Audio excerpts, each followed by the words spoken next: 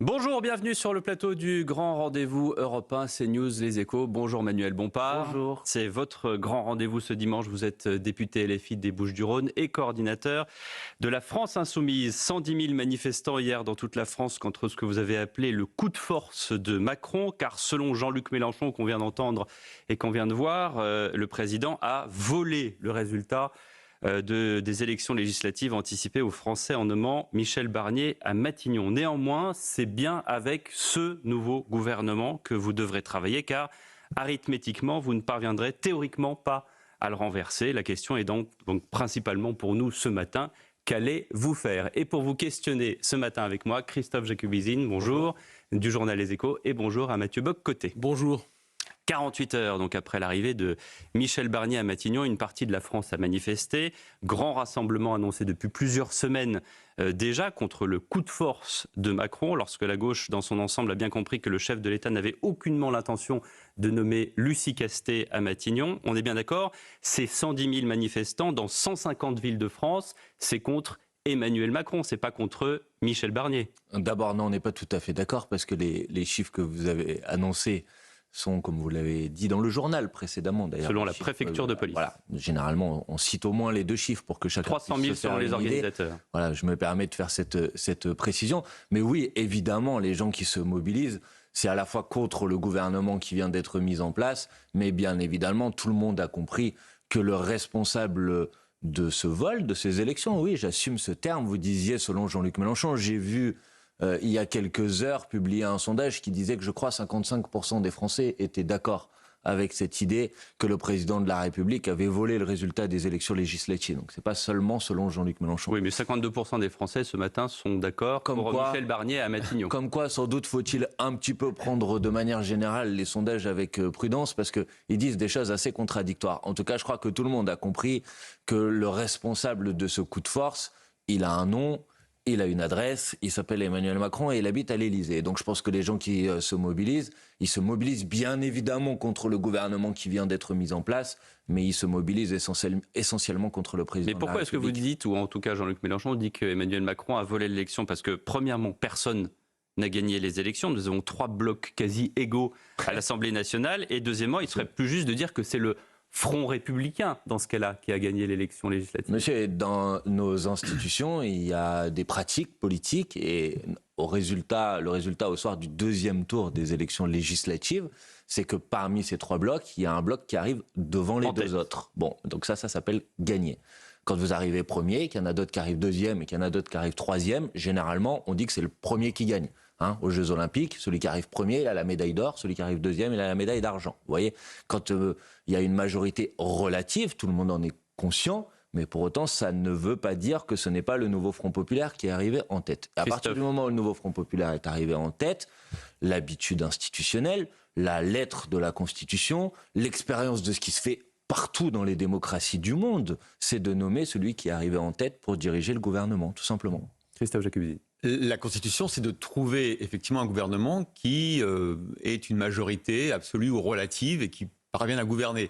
La règle républicaine, c'est pas qu'on prend le parti arrivé en tête, on prend le parti qui est capable de faire autour de lui une majorité. On verra si c'est le cas de Michel Barnier, qui est issu des LR. Mais vous, quand l'hypothèse, effectivement, d'un gouvernement mené par Lucie Castet a été étudiée, il fallait, à partir de 180 députés, que vous essayiez d'en avoir au moins 100 de plus, peut-être un petit peu moins. Mais il fallait nous le laisser le faire. Mais sauf que vous avez dit à plusieurs reprises que c'était le programme du LFP, tout le programme, rien que le programme, ce qui interdisait à un allié de vous rejoindre. C'est vous qui avez rendu la possibilité d'un gouvernement impossible. Écoutez, moi j'ai déjà expliqué à plusieurs reprises, mais je veux bien le refaire sur ce plateau, qu'il fallait distinguer ce que nous avons dit toutes les forces du nouveau Front Populaire. Le fait qu'à partir du moment où nous étions arrivés en tête, il fallait d'abord nous laisser notre chance.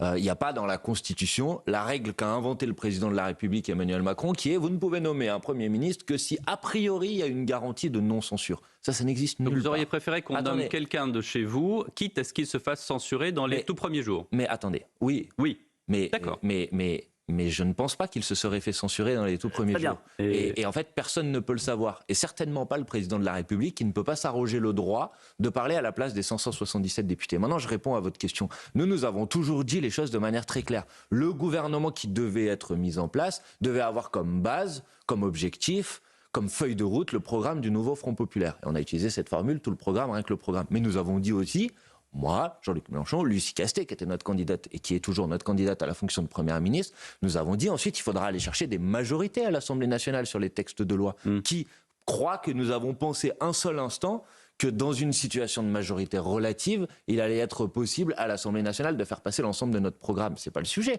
L'idée, c'est de dire le gouvernement, il a cette boussole-là, et après, les compromis, comme on dit, il se travaille à l'Assemblée nationale et au Sénat. C'est ce qui va se passer aujourd'hui avec Michel Barnier. Oui, mais Michel Barnier, enfin quand même, je sais pas, il me semble que ça devrait interroger tout le monde. Michel Barnier a été nommé Premier ministre alors qu'il est issu d'une formation politique qui arrivait dernière des dernières élections législatives. Ça arrive dans plein de pays où on prend un petit parti non, ça n'arrive pas dans plein de pays. Et où il essaye de constituer autour de lui ça n'arrive pas dans plein de pays. Excusez-moi. Où des partis minoritaires. Écoutez, prenez les exemples de ce qui s'est passé. Oui, mais d'accord, mais ces partis-là, ils sont toujours issus de la coalition qui arrivait en tête quand ça se produit. Qu'est-ce qui s'est passé? Je sais pas, ça me paraît... Et c'est quand même une... il me semble qu'on ne devrait même pas avoir besoin de discuter pendant des heures et des heures. On ne va pas discuter pendant des heures parce que moi j'aimerais savoir ce qu'on fait maintenant. Oui, j'ai compris. Mais écoutez, je sais pas, prenez l'exemple de l'Espagne.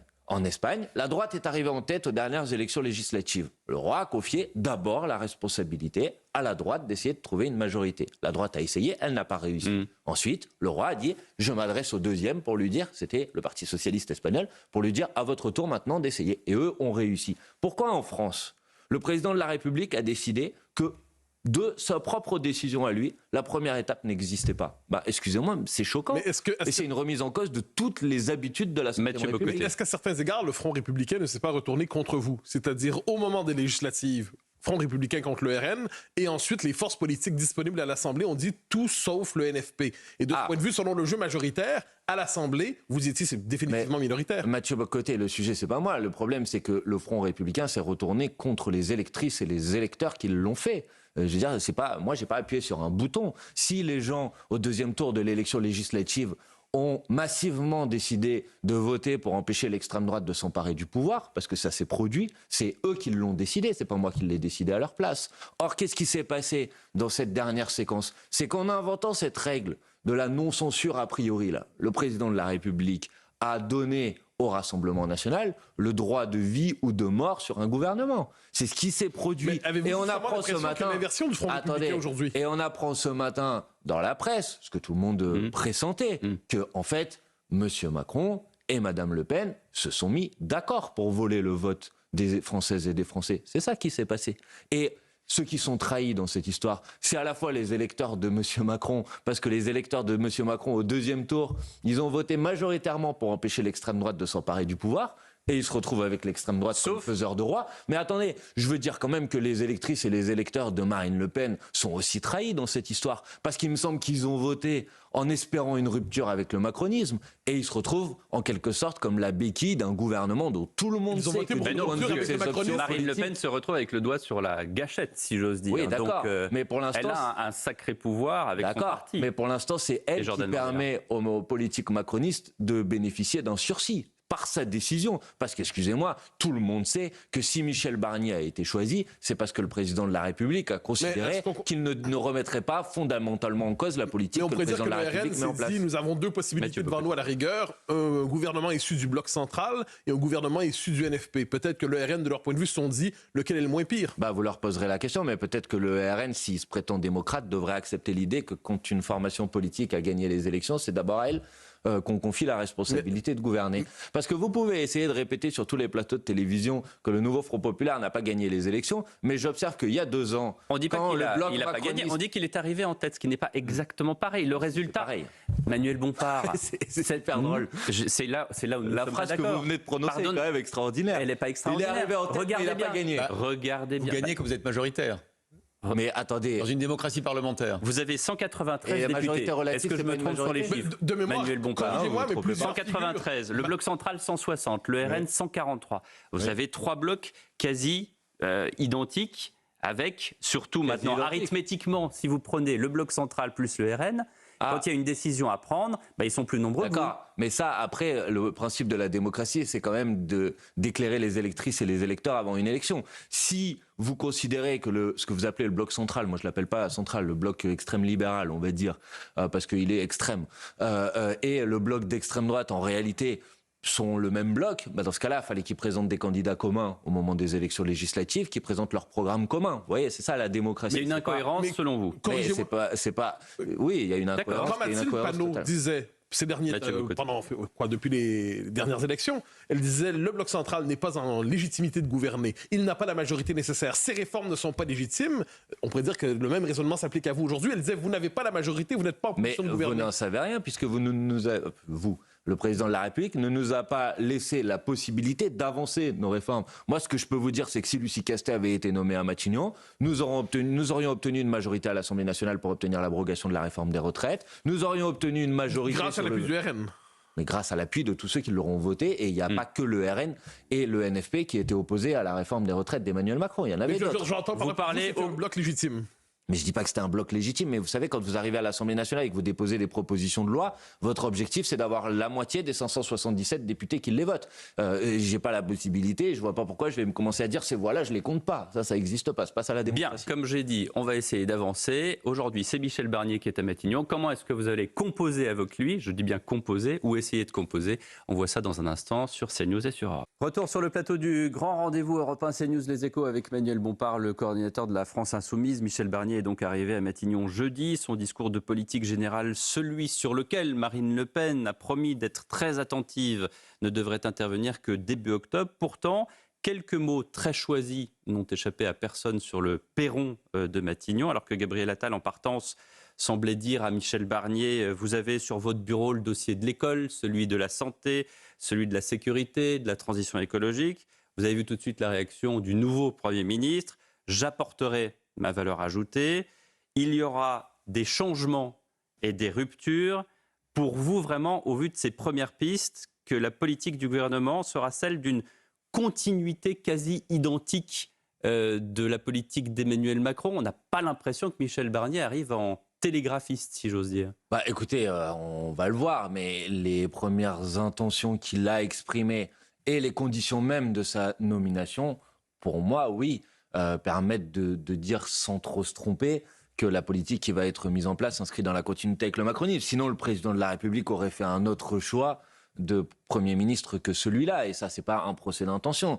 C'est commenté dans la presse, on sait qu'il a eu des échanges avec d'autres, que par exemple, pour prendre un exemple très concret, j'ai évoqué tout à l'heure la question de la réforme des retraites, de la retraite à 64 ans. Il est évident qu'une majorité des Français aujourd'hui est pour abroger cette réforme et que le président de la République s'est opposé à toute nomination d'un Premier ministre qui envisagerait de la remettre en cause. Alors justement, une question sur la réforme des retraites, puisque vous l'évoquez. Marine Le Pen dit ce matin qu'elle va déposer dans la niche parlementaire qu'elle a le droit une proposition pour revenir aux 62 ans et aux 42 annuités.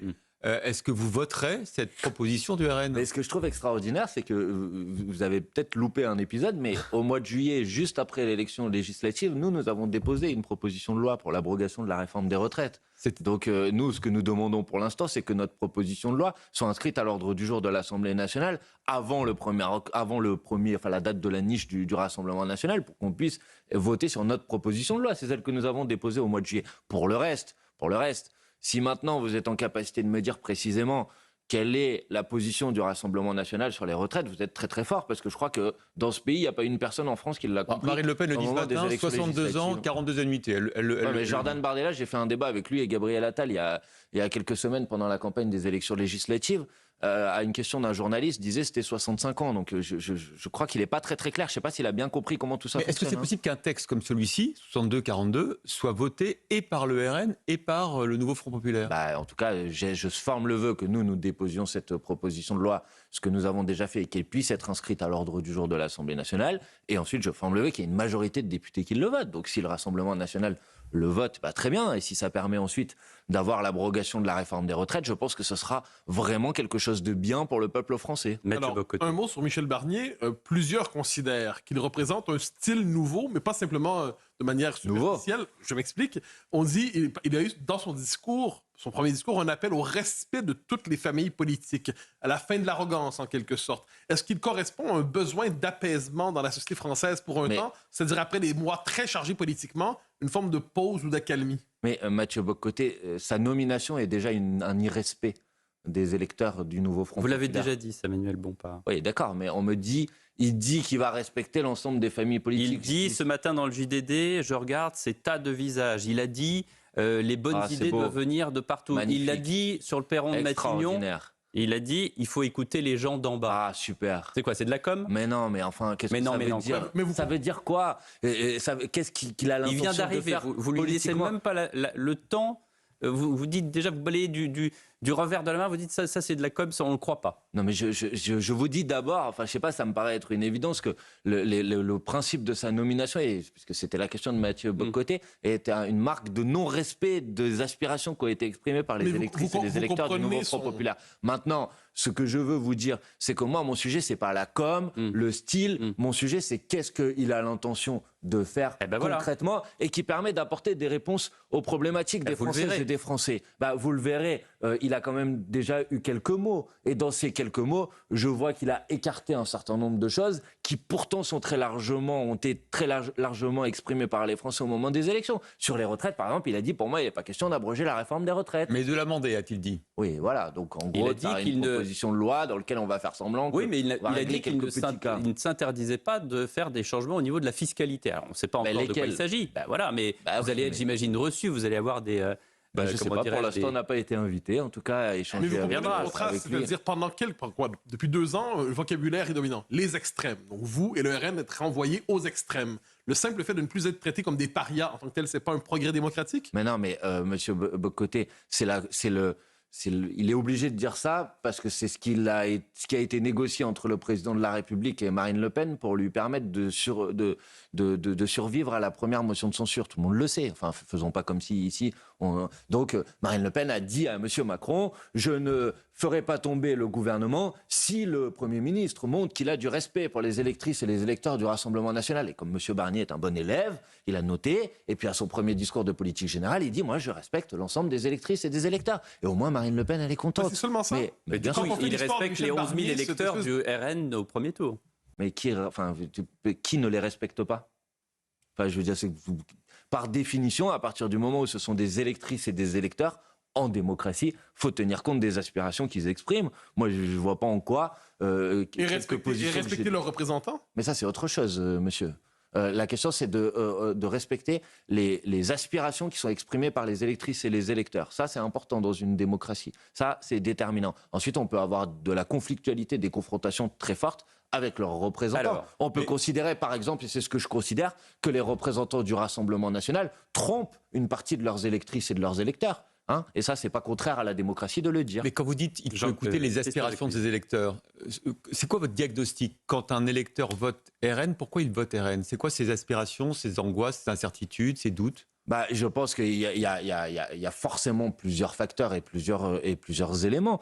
Il y a une part de rejet de la classe politique dans son ensemble, du sentiment finalement que les politiques qui ont été mises en place et les gens qui se sont succédés au pouvoir depuis des années et des années finalement n'ont rien fait pour régler les problèmes en particulier des catégories les plus modestes de la population. Ça, c'est une partie de l'explication. Et il y a une deuxième partie de l'explication sur laquelle je ne peux pas faire abstraction non plus, qui est que petit à petit, notamment parce que les dirigeants du Rassemblement national ont essayé d'expliquer aux gens que le problème, c'était pas l'inégal partage de la richesse, que le problème, c'était pas la confiscation du pouvoir par une petite minorité, mais que le problème, c'était la couleur de peau de celui d'à côté, sa religion ou je ne sais quoi. Et il y a une partie des électeurs qui ont été dominés, gangrénés par cette pensée et qui pensent effectivement que finalement, une bonne politique, c'est une politique qui est raciste, qui rejette l'autre, etc. Donc il y a ces deux motivations qui existent dedans. La critique de l'immigration massive, pour reprendre le vocabulaire convenu, pour vous, c'est discrimination raciale, discrimination religieuse. Ben, ça dépend comment elle s'exprime, mais pardon, Le excusez-moi. souci pour l'immigration en tant que tel, pour vous, c'est... Enfin, Mathieu Bock-Côté, dans le vocabulaire et dans les propositions du Rassemblement national, oui, c'est clairement le cas. Enfin, excusez-moi, hein, c'est pas seulement moi qui ai été largement indigné dans ce pays que le Rassemblement national propose pendant les élections législatives que certaines personnes, parce qu'elles avaient une double nationalité, ne puissent pas exercer certains emplois. Si ça, c'est pas de la discrimination, de la xénophobie et du racisme, qu'est-ce que c'est? Si je peux me permettre, je fais la distinction, c'est la couleur de peau. Vous avez utilisé ce terme-là. Oui. Je n'ai pas l'impression, mais peut-être avez-vous une citation à l'esprit, de chez les dirigeants du RN aujourd'hui, de distinguer les Français sur cette base. Ah ben vous voulez qu'on reprenne le CV d'un certain nombre de candidats présentés par le Rassemblement national Pour vous, au moment le RN est un des parti élections raciste législatives? aujourd'hui. Ah bah oui, clairement, oui, bien sûr. Et qui a présenté lors des dernières élections législatives des candidats parfois racistes, parfois antisémites, oui. Et ça, c'est pas pour moi, c'est documenté. Si vous voulez, vous pouvez faire un reportage spécial. Et à LFI, il n'y a pas de candidat antisémite. Non, aucun, monsieur. Aucun. Bah, si vous êtes capable de me produire un exemple, vous allez me le dire. Et il y a eu une personne pendant la campagne des élections législatives qui avait eu des propos qui étaient des propos, disons, ambigus. Elle a été désinvestie sur le champ. Vous voyez? Alors qu'au Rassemblement national, il y en avait par vingtaine, par trentaine, des candidats qui effectivement tenaient des propos racistes et antisémites. Mais je reviens sur la scène politique en général, Oui. parce qu'il me semble assez important. Vous nous dites, il y a une majorité objective à l'Assemblée, je pense pas me tromper, de droite, entre guillemets. Entre le bloc extrême libéral, ce sont vos mots, et le bloc d'extrême droite. L'Assemblée est majoritairement à droite aujourd'hui. Ça dépend ce que vous... Peut-être, oui, bien sûr. Bah, en tout cas, du point de vue des orientations politiques que pourrait mettre en place le bloc macroniste et l'extrême, mais ça ne veut pas dire que le pays l'est. Oui, donc l'Assemblée est majoritairement à droite, mais le pays ne l'est pas, et au final, c'est la gauche qui est majoritaire en France? Mais ça, moi, je dis que ça dépend sur quel sujet. Mais par exemple, la question d'un plus grand partage de la richesse, si vous interrogez les Françaises et les Français sur ce sujet, ils sont majoritairement pour. L'idée qu'aujourd'hui les salaires ne permettent pas de vivre de son travail et qu'il faut augmenter les salaires, si vous interrogez les Français, ils sont majoritairement pour. L'idée qu'il faut plus de justice sociale et de justice fiscale, les Français sont majoritairement pour. Donc oui, sur un certain nombre de sujets, je pense que le pays est majoritairement du côté des idées de gauche. Je voudrais redire sur l'immigration pour comprendre votre position. Michel Barnier, au cours des dernières 48 heures, il a dit une chose sur l'immigration. Il a dit que les Français avaient le sentiment que les lois n'étaient pas respectées. Est-ce que c'est un diagnostic il ne parle pas de s'il y en a trop, s'il n'y en a pas assez. Il dit les Français ont l'impression qu'on ne respecte pas la législation en vigueur. Est-ce que vous pensez que c'est exact comme diagnostic? Non, je pense qu'on a empilé des lois sur l'immigration. Je pense que depuis le début des années 80, on doit être à 20 ou 30 lois sur l'immigration qui se sont toujours inscrits dans la même logique, qui est une logique qui consiste à dire plus on va empêcher les gens d'arriver, moins ils vont venir. Et en vérité, cette logique a été la fausseté de cette logique a été démontrée, puisque au fur et à mesure qu'on empile les lois sur le sujet, ça ne réduit pas, si c'est ça l'objectif de certains, les flux migratoires. Donc la question, de mon point de vue, c'est de changer de logique. Et changer de logique, c'est de rappeler qu'on ne part pas de son pays par bonheur et par plaisir, et que donc la question qui nous est posée, c'est comment on fait en sorte que les gens qui partent n'aient pas besoin de partir. Mais on reste toujours dans cette logique ultra sécuritaire, c'est-à-dire faire en sorte, par exemple, d'arrêter les accords économiques avec un certain nombre de pays qui les appauvrit et qui poussent ensuite des gens à partir, pour vous prendre cet exemple-là. Donc si vous voulez apporter une réponse, parce que c'est pas un bonheur pour les gens de partir, vous savez, quand vous êtes arraché à votre terre, à votre famille, aux gens avec qui vous avez grandi, c'est pas un plaisir de s'en aller. Donc quand on s'en va, c'est qu'on n'a pas le choix. Et donc l'idée qui consiste à penser que parce qu'on va multiplier les barrières à l'entrée, on va réduire les flux migratoires, ça ne fonctionne pas. C'est sous nos yeux. Mais on continue dans la même logique. Donc M. Barnier, il mettra sa part et continuera dans la même logique. Et puis reprendra, excusez-moi, je vais m'arrêter, reprendra les pires idées du Rassemblement national. Il l'avait déjà fait, comme cette idée que si on va supprimer l'aide médicale d'État, les gens vont moins venir. Tout le monde sait que si on supprime l'aide médicale d'État, surtout les gens vont être Manuel Bompard, coordinateur de la France Insoumise, est notre invité ce matin dans le Grand Rendez-vous. À tout de suite. Toujours sur le plateau du Grand Rendez-vous Europe 1 CNews Les Échos avec Manuel Bompard, le coordinateur de la France Insoumise. Hier, vous étiez entre 110 000 et 300 000 selon les chiffres. Ouais, enfin, vous avez dit, je vous taquine, vous avez dit 160 000 à Paris. Oui. La police dit 26 000, pardonnez-moi, mais il y en a un qui se gourde de 130 000. Ça me paraît énorme quand même de se tromper. Moi aussi, ça me paraît énorme. Ouais. Eh ben, très bien. La semaine dernière, si vous croyez le ministère de l'Intérieur en France dans une manifestation contre le gouvernement, je ne peux plus rien faire pour vous. Une tentative de rassembler pour une destitution au titre de l'article 68, destitution du président de la République. Vous avez rassemblé 81 signatures sur 577, c'est maigre. 110 000, même 300 000, c'est pas non plus 1 million de personnes dans la rue. Qu'est-ce qui vous reste aujourd'hui? Est-ce que vous serez dans l'obstruction parlementaire? Est-ce que vous allez être dans les blocages des trains, des usines, des dépôts pétroliers? Je voudrais, pardonnez-moi Manuel Bompard, comprendre quelle est votre logique aujourd'hui. Est-ce que c'est on essaye de travailler avec Michel Barnier parce qu'il faut sauver le pays, parce que les Français sont exsangues, ils n'en peuvent plus de cet épisode estival où on a eu 52 jours sans gouvernement? Est-ce qu'on se met tous ensemble à travailler autour même d'un Premier ministre qui ne vous plaît pas, ou est-ce qu'on est dans l'opposition systématique? Mais monsieur, bon, d'abord, je veux vous dire que la motion de destitution du président de la République a été déposée à l'Assemblée nationale. Il faut 58 députés pour la signer. Donc vous pouvez trouver que 81, c'est pas suffisant, mais en fait, c'est plus que ce qu'il est nécessaire de pouvoir réunir pour pouvoir déposer cette motion. Oui, mais après, il faut un vote, vous le savez. Ben voilà, pour l'instant, il n'a pas eu lieu. Donc attendons de voir jusqu'où va cette procédure avant d'essayer comme ça de l'enterrer par avance avant même qu'elle ait pu voir le jour. Donc, vous êtes pour l'instant, elle voit le je jour. crois qu'il faut 200, il faut les 2/3. Donc Oui, mais d'abord, il y a des étapes dans cette procédure. D'abord, il faut un vote à la majorité du bureau de l'Assemblée nationale. Or, le nouveau Front populaire est majoritaire au bureau de l'Assemblée nationale. Non, mais là, vous me répondez. Ça veut dire que vous continuez dans la procédure de destitution. Je vais vous répondre à votre question de manière très simple, mais je veux vous dire que vous ne pouvez pas, en quelque sorte, faire passer ceux qui veulent exprimer leur opposition au gouvernement de Michel Barnier pour des gens qui, en fait, ne veulent pas faire avancer le pays, veulent le bloquer, parce que c'est précisément l'inverse. Ça, je vous ai posé une question un petit ouverte. peu, vous m'avez dit, les gens vous n'en voulez peuvent travailler avec Michel Barnier ou est-ce que vous voulez rester dans l'opposition? Mais pour faire quoi? Regardez, prenons un exemple concret. Hier, M. Barnier fait son premier déplacement. Il va au chevet, dit-il, de l'hôpital public. Et il a raison. C'est un sujet qui est un sujet majeur, c'est un sujet très fort de préoccupation des Français. Qu'est-ce qu'il dit? Il dit qu'il va falloir continuer à faire des économies. Bon, dans le même temps, vous avez le président de droite de la Fédération hospitalière de France qui dit « Nous attendons qu'il y ait 6 milliards d'euros supplémentaires pour l'hôpital public dans le prochain budget. » Donc, si vous voulez répondre aux problématiques des Français, c'est-à-dire améliorer la situation de l'hôpital public, alors déjà, M. Barnier a commencé à dire ça sera avec moins d'argent. Ben ça, c'est pas possible. De la même manière, les Français disent il nous faut des médecins, et ils ont raison, on appelle ça les déserts médicaux, c'est-à-dire les endroits où il n'y en a pas suffisamment. Bon, M. Barnier, pour l'instant, ne reprend pas les propositions de loi qui permettent de réguler l'installation des médecins. Tout ça pour dire, moi, mon sujet, c'est pas un tel, c'est qu'est-ce qu'on fait. Et pour l'instant, je trouve que dans les directions qui sont données, oui, je pense que ça ne va pas résoudre le problème des Français. Alors justement, Manuel Bompard, qu'est-ce qu'on fait? Est-ce que vous avez une baguette magique? Parce que vous avez vu que Michel Barnier, le Premier ministre, a demandé un répit à la Commission européenne pour apporter les réponses de la France à la procédure de déficit excessif qui a été enclenchée par l'Europe. Un délai supplémentaire, évidemment, pour trouver. On a vu que le déficit s'est aggravé encore dans les dernières semaines. 5,5% de déficit du PIB pour l'année 2023. Qu'est-ce qu'on fait? D'abord, je veux dire qu'il y a une part de scandale démocratique dans cette histoire, puisque on sait depuis maintenant plusieurs semaines que finalement le déficit réel risque d'être beaucoup plus grave que le déficit prévu par le gouvernement. Et cette information a été cachée, masquée, y compris aux parlementaires. Donc il n'y a pas d'argent pour l'hôpital. Attendez, mais ça, on va y venir. Parce qu'il peut y avoir des déficits, mais il y a aussi des marges de manœuvre financières, je vais y revenir. Mais premièrement, ça.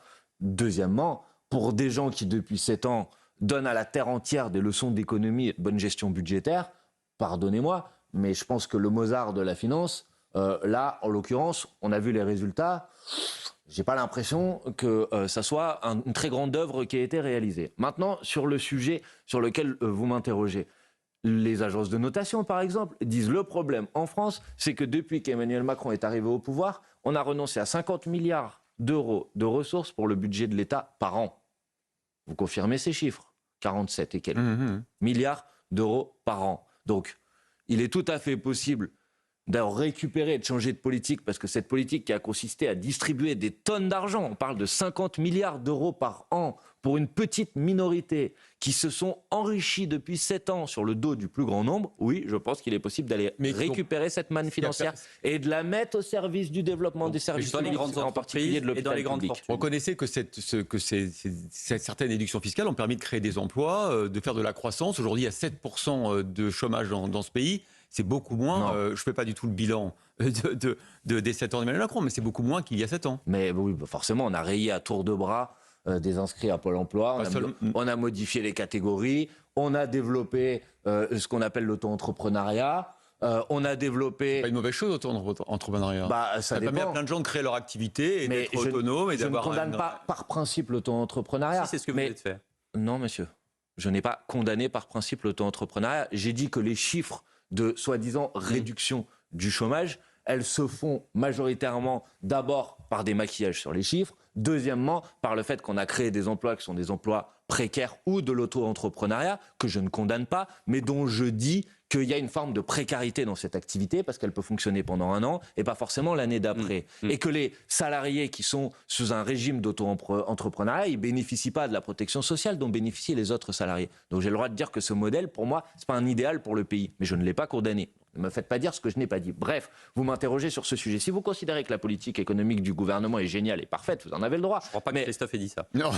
Bah, c'est pas, vous me dites, ça a créé des emplois, ça a créé de la croissance, il y a moins de chômage, etc. Qu'en face des dépenses fiscales que vous avez justement soulignées, il y a eu de la création de richesse. Non, je ne le crois pas du tout. Mais vraiment, certes, pas du tout. Par exemple, pour vous donner un exemple, une des premières décisions du président de la République a été de supprimer l'impôt de solidarité sur la fortune. Et on nous a dit, vous allez voir ce que vous allez voir, ça va faire revenir des gens qui sont partis en France. Beaucoup de gens il a fait l'impôt sur la fortune immobilière. C'est pas vrai, monsieur. Enfin, écoutez, il y a eu des rapports qui ont été faits sur l'impact réel de la suppression de l'impôt de solidarité sur la fortune, sur le retour de gens qui étaient partis, et l'effet est marginal. Enfin, excusez-moi de vous le dire. Donc, j'écarte, excusez-moi, votre objection de cette manière. Maintenant, je vous dis, parce que c'était ça la discussion qui était en cours entre nous, qu'on a des besoins immenses en matière de développement des services publics. J'évoquais la question de la santé qui est sans doute la priorité majeure pour les Françaises et les Français. Et on ne fera pas une meilleure santé si on n'y accorde pas davantage de moyens. Donc ma réponse à votre question, c'est davantage de ressources. Et davantage de ressources, ça veut dire revenir sur les cadeaux qui ont été donnés aux plus riches, rétablir l'impôt de solidarité sur la fortune, faire une réforme fiscale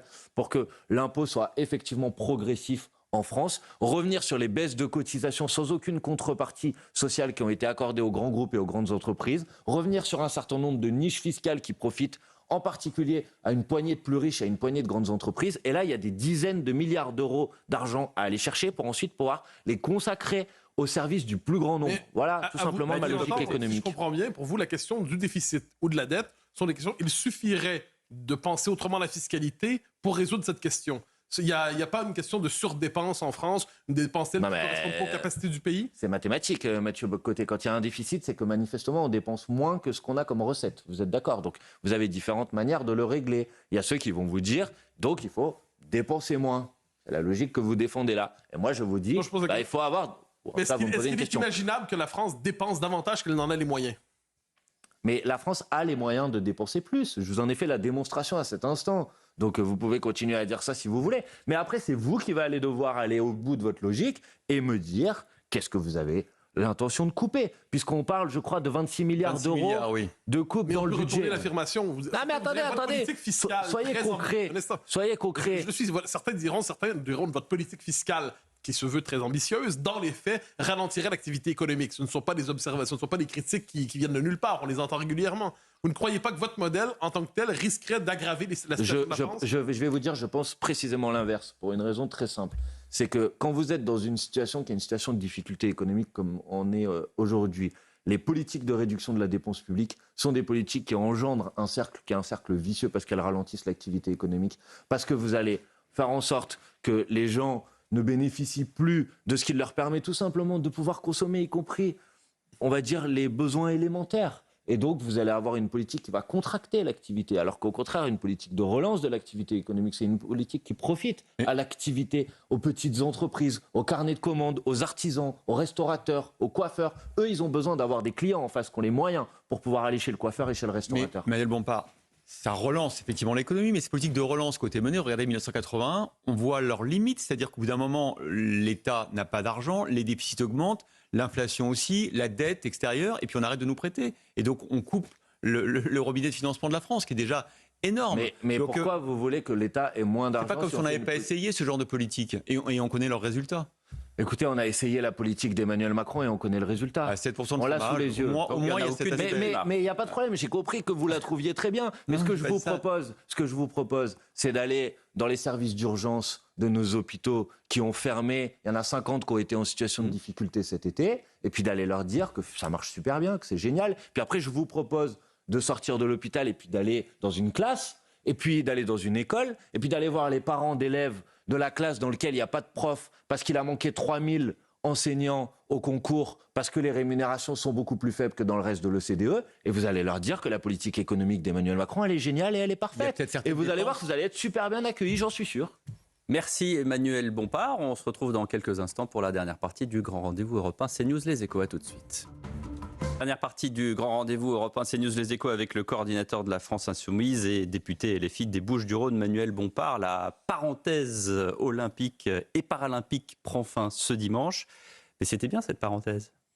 Ah bah c'est les compétitions sportives internationales, quand elles ont lieu, sont toujours des moments, je pense, d'engouement populaire autour des performances de nos sportives et de nos sportifs. Donc cet aspect-là est bien. Pour autant, moi, je ne l'ai pas vécu comme une parenthèse. Une parenthèse, ça consistera à essayer de faire croire que pendant ce temps, il ne se passerait plus rien dans le reste du pays. Et pardonnez-moi, mais donc pendant le la était mal parenthèse... choisi.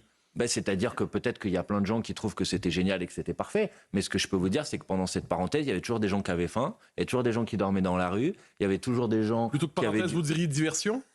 Mais non, mais n'essayez pas de faire de moi la caricature que vous voudriez que je sois. C'est-à-dire qu'on peut être à la fois, ressentir un certain engouement pour la ferveur populaire autour de la performance de nos sportifs et des événements internationaux, et pour autant ne pas considérer que ça doit nous rendre complètement imperméables aux difficultés du pays qui commencent à voir le jour.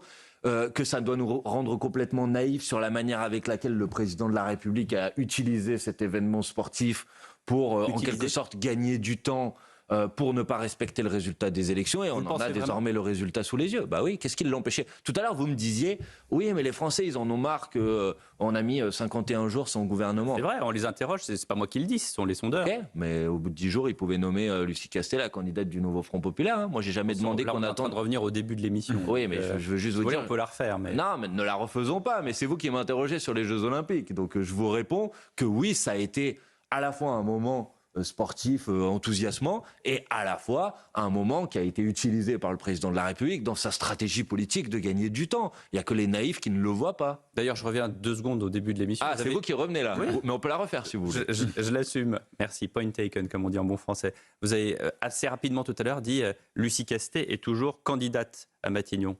Ça veut dire toujours, exactement. C'est toujours notre candidate. Ça veut dire les choses très simples. Ça va me permettre d'être peut-être plus concis sur ce qu'on va faire maintenant, qui était votre question, qui avait l'air de vous interroger. C'est simple, nous avons déposé une motion de censure contre le gouvernement de Michel Barnier. Nous espérons faire tomber ce gouvernement et nous espérons contraindre le président de la République à respecter le résultat des élections et donc à nommer notre candidate Lucie Castet à Matignon. Première chose que nous allons faire. Deuxième chose que nous allons faire, nous allons poursuivre les mobilisations parce que vous pouvez dire 300 000 personnes dans la rue, c'est pas énorme. J'entends dire des gens 300 000 quand on le ramène au nombre d'électeurs, c'est pas beaucoup. Faites une manifestation de soutien à Michel Barnier. Dites-moi combien il y en aura dans la rue. Puis après on comparera les deux si vous voulez.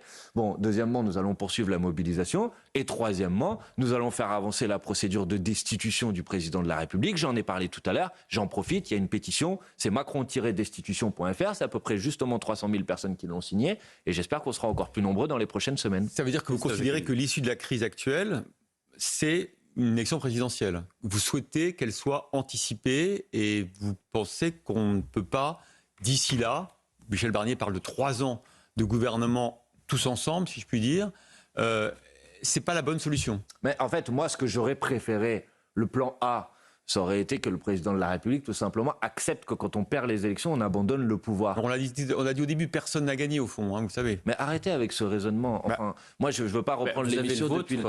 Christophe Alcien, donc oui, enfin, on a le droit d'avoir plusieurs raisonnements. Non, enfin, pas sur ce sujet, non, parce que vous savez, même au 100 mètres, quand vous gagnez que d'un centième, c'est vous qui avez la médaille d'or et l'autre, il est deuxième. Ça fonctionne comme ça. Là, il faut constituer une majorité, on va pas revenir, on va pas refaire. Oui, mais vous ne voulez pas refaire le truc, mais j'observe qu'il y a 2 ans, attendez, on va pas refaire, mais il y a 2 ans, quand le bloc macroniste bénéficiait d'une majorité relative à l'Assemblée nationale. Il en manquait 30 députés, vous en manque 100, c'est pas pareil. À aucun moment vous avez dit ils sont arrivés premiers, mais ils n'ont pas gagné. Tout le monde a considéré qu'ils avaient gagné et que personne ne s'est posé la question. Et j'observe d'ailleurs qu'à cet instant, le président de la République n'avait pas dit pour Madame Borne, je dois vérifier qu'elle ne va pas être censurée avant de la nommer. Donc vous pouvez avoir une logique à géométrie variable en fonction de l'identité des vainqueurs et des perdants. C'est en fonction du nombre de députés. Vous avez parlé tout à l'heure de majorité relative. J'entends bien que sur la sémantique, avec 193 députés du NFP, donc pas que seulement de la France Insoumise, du Nouveau Front Populaire, vous avez une majorité relative, mais elle est quand même relativement relatif par rapport à l'ancienne majorité de 2022. Et donc rien. Donc ça n'enlève rien au fait que c'est une majorité relative. Le travail parlementaire ne fonctionne pas. Mais vous n'en savez rien, vous n'avez même pas laissé à Lucie Castet la possibilité d'aller construire des majorités sur les textes de loi. Mais Michel Barnier est issu d'une formation politique qui a fait 6% aux élections législatives. Et donc du coup, ça le met en échec directement. Mais attendez, vous venez de m'expliquer, enfin franchement, vous venez de m'expliquer que 193 députés, c'est trop relatif pour avoir la fonction de Premier ministre, et vous défendez quelqu'un qui a 40 députés. Et là, c'est pas trop relatif, là. 40 sur 577. Qui dit, non, mais d'accord, mais moi, je tends la main à tout le monde, super, tout le monde est gentil, et on est dans le monde des bisounours. Mais c'est pas mon sujet. Mon sujet, c'est que vous venez de dire que 193 députés, c'était pas assez, et vous défendez la légitimité d'un Premier ministre issu de 40 députés. Égaux, et que du coup, quand il n'y a pas de majorité absolue, ça marche moins bien, vous l'aurez remarqué, sous la Ve République. Ah ben ça ne m'a pas échappé, mais ça, c'est peut-être qu'il faut en parler au président de la République qui a décidé de dissoudre l'Assemblée nationale. Bref, on va pas refaire le match si vous voulez, mais juste, il y a une règle de base, c'est que celui qui arrive premier, il a gagné. Ça, vous pouvez parler comme vous voulez, c'est comme ça. Voyons le prochain match, justement. Édouard Philippe a annoncé sa candidature pour 2027 il y a quelques jours. Gabriel Attal l'a presque fait à sa manière dans son discours d'au revoir, d'adieu, qui était presque un discours d'au revoir. François Bayrou aussi est candidat, non? Je crois qu'il l'avait fait il y a quelques mois, me semble-t-il. Donc, est-ce qu'on risque de se retrouver dans la séquence politique présente, si le bloc central éclate, entre guillemets? Arrêtez de l'appeler le bloc central. Le bloc macroniste, appelons-le comme ça. Mais non, mais cette idée d'essayer de faire croire qu'il serait au milieu. Alors, le bloc même dans l'hémicycle, ils sont au milieu. Oui, d'accord, mais du point de vue des revendications des Français. En fait, s'il y a les présidentielles anticipées, ou même présidentielles tout court 2027, est-ce qu'on se retrouve devant un affrontement Mélenchon-Le Pen, encore l'affrontement longtemps annoncé, est-ce qu'on a devant nous? Alors, attendez, il y a plein de trucs dans votre question. Premièrement, ah si, il y en a pas mal. J'observe d'abord l'éclatement du bloc central, montée des deux forces d'opposition, j'observe d'ailleurs que le bloc d'extrême centre, si vous voulez, on peut l'appeler comme ça, ce bloc-là a jamais été aussi fracturé qu'aujourd'hui. C'est-à-dire, vous avez déjà 3 ou 4 candidats à l'élection présidentielle pour ce bloc-là. C'est quand même, ça devrait interroger tout le monde sur la légitimité, l'autorité du président de la République, qui est, je le dis, je l'assume, plus que jamais, et chaque jour qui passe, plus proche de la sortie. Parce que franchement, quand vous êtes même plus capable... Vous croyez qu'on n'ira pas jusqu'au bout? Quand vous n'êtes même plus capable d'avoir une autorité sur votre camp politique, ça dit quand même beaucoup de choses. C'est-à-dire qu'on a bien compris qu'entre Michel Barnier, Xavier Bertrand, David Lisnard, Bernard Cazeneuve, le problème en fait n'était pas la non-censure, c'était de savoir quel candidat pouvait déjà réunir le bloc macroniste. C'était déjà été ça la difficulté. Hein. Et on a parlé de M. Thierry Baudet, M. Darmanin n'en voulait pas, c'est ça qu'on a eu sous les yeux. Bref, tout ça pour dire peut-être que s'ils se hâtent tous à déposer leur candidature maintenant, c'est qu'ils doivent sans doute se dire que le président de la République n'ira pas au bout de son mandat, non ? Mais j'y reviens. Donc, affrontement Le Pen-Mélenchon, c'est inévitable? Je pense que le bloc macroniste est condamné petit à petit à disparaître, qu'aux élections législatives, il a vu son résultat par rapport à l'élection législative précédente baisser sensiblement, et que oui, le pays va vers un affrontement entre le bloc d'extrême droite et le bloc populaire. Et c'est clair que Jean-Luc Mélenchon est aujourd'hui la figure la plus identifiée du bloc populaire. On ne peut pas exclure une dissolution si jamais on ne parvient pas à stabiliser un gouvernement dans un an de 10 prochains mois. Est-ce que la solution, c'est de changer le scrutin et d'aller vers un scrutin proportionnel? En tout cas, moi, j'ai toujours été favorable au scrutin proportionnel, mais qui ne peut pas être quelque chose de cosmétique et qui, pour nous, s'inscrit dans une vision. Et d'ailleurs, c'est la séquence qui est en train de s'écouler montre à quel point la Ve République a ce côté incroyablement monarchique qui permet au président de la République, en dernier ressort, en quelque sorte, de faire un droit de veto sur le résultat des élections. Donc, le sujet qui est posé de mon point de vue, c'est comment on met un terme à ces institutions de la Ve République et comment on construit une démocratie, une 6e République qui permet effectivement aux citoyennes et aux citoyens d'être maîtres des décisions qui sont prises en leur nom. La proportionnelle en fait partie. La proportionnelle est, à mon avis, incontournable dans cette 6e République. Mais ça va avec un régime qui est un régime davantage parlementaire et moins présidentiel. Du scrutin précédent avec une proportionnelle, ça n'arrangerait pas vos affaires. En fait, le RN serait bien au-delà de nos députés actuels et vous auriez un peu moins de députés. Mais vous voyez la différence peut-être entre moi et Emmanuel Macron, c'est que les règles du jeu, je ne cherche pas à les adapter juste en fonction de mes intérêts. Je pense que ce serait plus sain pour la démocratie de faire en sorte que les Françaises et les Français soient mieux représentés à l'Assemblée nationale que ce qu'ils le sont Donc aujourd'hui. proportionnel, quoi qu'il arrive. Oui, mais encore une fois, j'ai essayé de vous dérouler un raisonnement qui consiste à dire, s'il s'agit juste de changer le mode de scrutin, mais de rester dans les institutions de la Ve République, c'est-à-dire un poids exubérant du président de la République responsable devant personne, je pense qu'on va finalement faire peu avancer le pays. Mais La elle question est qui est posée, agonisante pour vous, la Ve République? elle est agonisante, elle est marquée par une défiance, et la séquence que l'on vient de vivre, malheureusement, ne va pas arranger les choses. Il y a eu déjà un traumatisme démocratique en 2005, c'est-à-dire les Français ont voté non, et finalement ça a été oui. Là, il y aura un deuxième traumatisme démocratique, c'est les Français ont voté majoritairement de manière relative pour le nouveau Front populaire, et c'est un gouvernement de droite qui est nommé. Et ces traumatismes-là, ils affaiblissent la Ve République. Et quand vous ne croyez plus aux règles Le du traumatisme jeu... de même nature? Ah oui, oui. Entre le plus de 50% pour le non en 2005 et le autour de 30% pour le NFP? C'est un traumatisme de même nature, c'est-à-dire qu'il y a un résultat des élections et qu'à la fin, il y a un résultat inverse qui s'impose. Et donc, à la fin, ça finira de terminer, je crois, l'adhésion populaire à la Ve République et la nécessité de réinventer des règles du jeu qui nous permettent de vivre ensemble en démocratie. Et ça, c'est la constituante pour écrire les institutions de la VIe République. C'est ce que nous défendons avec Jean-Luc Mélenchon depuis 20 ans maintenant. Et vous qui aimez la sémantique, Emmanuel Bompard, vous avez remarqué que Emmanuel Macron a choisi Michel Barnier parce que, soi-disant, il venait d'une droite raisonnable. Est-ce que dans votre vocabulaire, il y a le mot raisonnable ou est-ce que tout est insurrection? Ah, dans le mien, dans celui de LFI. Mais dans celui de M. Barnier, peut-être que M. Macron trouve que M. Barnier vient de la droite raisonnable, mais pour avoir vu quel était son programme à la primaire de la droite, suppression de l'aide médicale d'État, c'est dans le programme de Jean-Marie Le Pen depuis 40 ans. Là, vous parlez de 2021, nous sommes en 2024. Ah, donc il a changé d'avis? Je ne sais pas, il est sous un président de la République qui est peut-être d'une autre politique que lui. Ouais, mais je croyais il faut composer tous ensemble, il va regarder tous les visages. Je croyais que c'était une cohabitation. C'est pas une cohabitation alors? C'est une coexistence existante. Ah non, mais ça, c'est ce qu'a dit le président de la République, mais ça n'existe pas. Hein, ça n'existe pas. Non, soit c'est une non, mais enfin, c'est pas. Mais son programme de 2021, il y a aussi primat du droit national. Non, mais attendez, est-ce que vous pouvez accepter l'idée qu'il y a à peu près 2/3 des Français qui ont voté pour rompre avec la politique du président de la République? Donc en fait, ils n'ont pas voté pour la coexistence. Pas pour la même rupture. Ils ont voté pour la. Mais d'accord, mais ils n'ont pas voté pour la coexistence. Vous fédérez en ce moment le vote RN. Ils ont voté pour la cohabitation. Le débat. Bref. Et vous reviendrez. Je reviendrai. Et en tout cas, en attendant, moi je dis aux gens qui nous écoutent, ne perdez pas espoir. Comme je l'ai dit tout à l'heure, chaque jour qui passe, Emmanuel Macron se rapproche de la sortie. Emmanuel Bompard, tout de suite la suite de nos programmes sur Europe 1 et sur CNews. Très bon dimanche.